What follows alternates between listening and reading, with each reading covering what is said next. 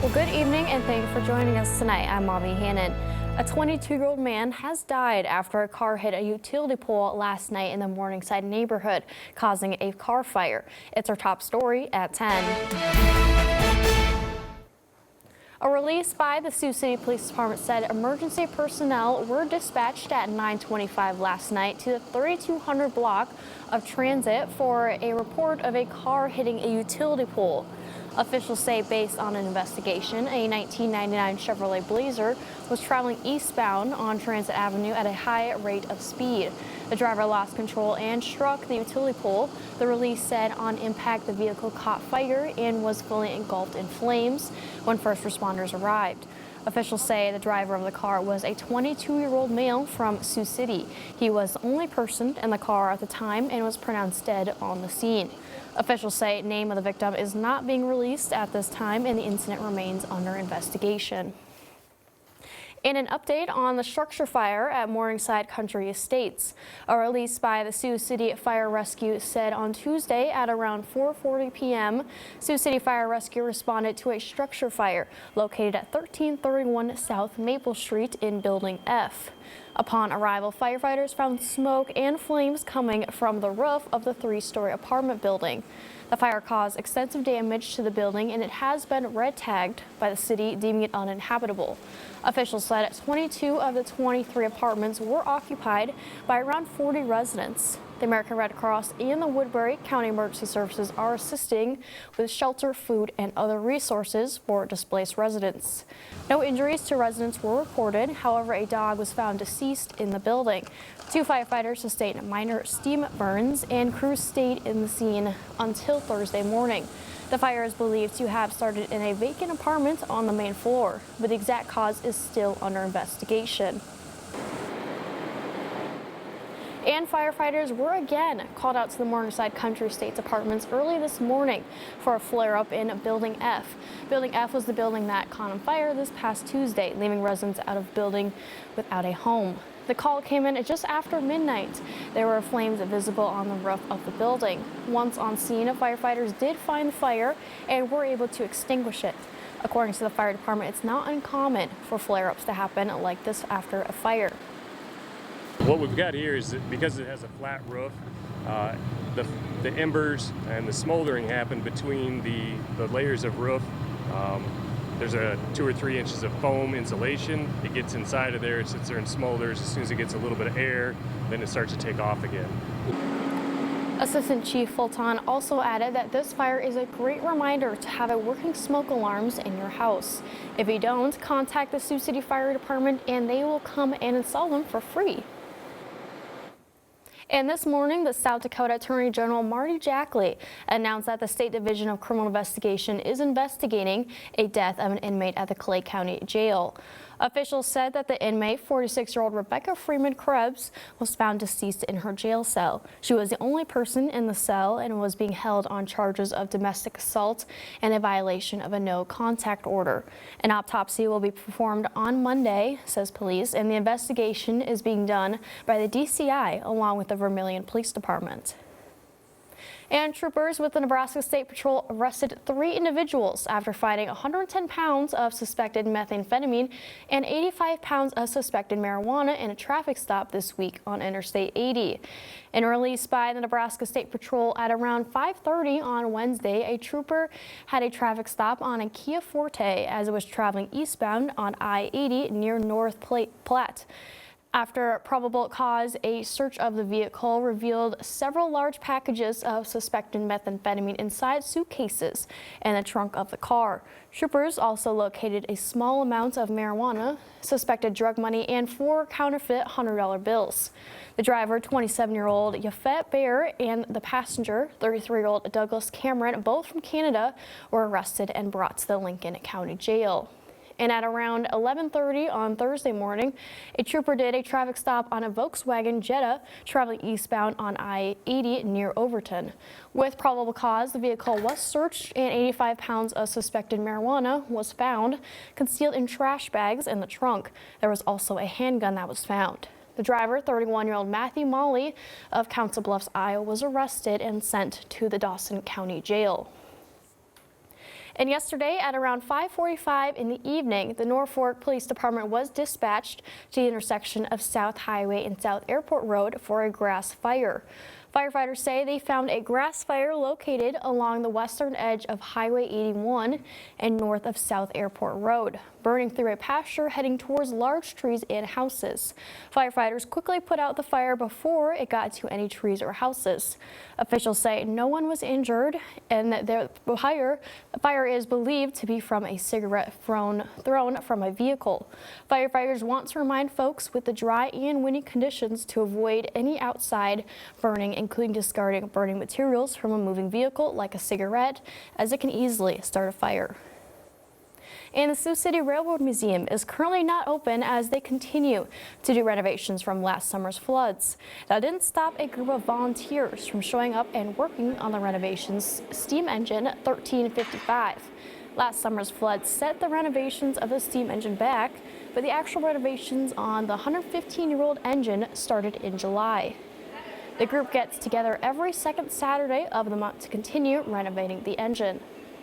I think that the importance and significance of restoring the engine, it'll put Sioux City on the map for having an operating steam engine. It'll be the only operating Great Northern steam engine in the U.S. for now. I don't know if there's plans to change that going forward. That's a little out of my scope, but I think it'll promote tourism. It'll bring a really interesting piece to the museum and the surrounding area. The group hopes to have the engine fully restored and operational in 3 to 5 years. It all depends on money and volunteers. The Sioux City Railroad Museum is expected to reopen in the spring. And the Siouxland Habitat for Humanity held a pre-Super Bowl party today at Sioux City Ford Lincoln. Part of the party was a raffle for a pair of NFL tickets to be used next season to any in-country regular season game. Along with the tickets, the winners also gets $1,500 towards flight and hotel vouchers. Habitat for Humanity started selling the tickets on December 1st and as of today had about 1,200 entries. The raffle tickets raised about $12,000 for Siouxland Habitat for Humanity. Nonprofits thrive off of fundraisers, donations, etc. In order for us to be sustainable and to keep building houses for families in our community, it's very important that we do events like this. It keeps our name out there, exposure is big, and then it just keeps the community involved. Along with the raffle, there were giveaways and plenty of food. Siouxland Habitat of Humanity also had a fundraiser golf tournament coming up in July. And more than 90 million Americans are under winter weather alerts. The fast-moving storm dumping snow, sleet, and ice from the Midwest to the Northeast. And yet another winter storm is in the forecast for early next week. Here's ABC's Nicole D'Antonio with the details. Parts of 17 states from the Midwest to the Northeast are under winter alerts this weekend as a winter storm makes its way across the area. Parts of the Great Lakes region already blanketed with snow. In Minnesota, the Twin Cities slammed heavy snow, creating blizzard-like conditions and making roads nearly impassable. Multiple crashes reported. In the Northeast, D.C. and Baltimore seeing snow turning to freezing rain. Crews out salting roads in the Philadelphia area ahead of the storm. Could be some pretty dangerous conditions with mixed precipitation, the temperatures being cold enough for things to stick. New York City is bracing for 3 to 5 inches of snow. Salt trucks and snowplows gearing up for what could be a busy weekend. As always, our men and women of DSNY will be out doing 12-hour shifts. Thousands of sanitation workers will be out to remove the snow and do what they do best. Boston is expecting up to 8 inches of snow before the fast-moving storm moves off the coast by Sunday afternoon. We can all enjoy whatever we have planned for the Super Bowl on Sunday. As we head into next week, there's another storm on the horizon. After this moves out, we're watching Tuesday afternoon, another storm system moving much farther to the south this time around. So we're talking Richmond, Washington, D.C., all the way up to Baltimore and Philly, some accumulating snow that might just try to get up to the New York City area, or it might just stay off to the south. As for New Orleans, which is hosting the Super Bowl on Sunday, no major weather issues are in the forecast, with temperatures in the 70s. Nicole D'Antonio, ABC News, New York. Well, staying on the topic of weather, joining me now is Chief Meteorologist Victor Perez. So, Victor, we are definitely not seeing winter weather like this here. I know we had a few flurries earlier today. Are we going to see any snow in the future? We'll be seeing some more snow, but again, it shouldn't be impacting the game day tomorrow, or excuse me, this upcoming weekend, as we'll be seeing the conditions are going to be quiet, as we'll see that most of Siouxland shows the Ho-Chunk Center showing conditions that have been clear and quiet. A little zoomed in, try to zoom it out, but it's being a little stubborn there, as we'll see that temps are currently being reported at 8 degrees. Feels like 3 below, though, thanks to northwest winds at 7 miles per hour. And humidity values have climbed to 80%, but we'll stay a little bit drier as temperatures are in the single digits for most of Siouxland and a couple of double digits to our south. You'll see 13 in Norfolk, 14 in Tekamah, 7 up north in Lamar's, and a below zero single digit up north. Sioux Falls feeling cold, 4 below out there, as dew points are reported in the single digits and below zeros.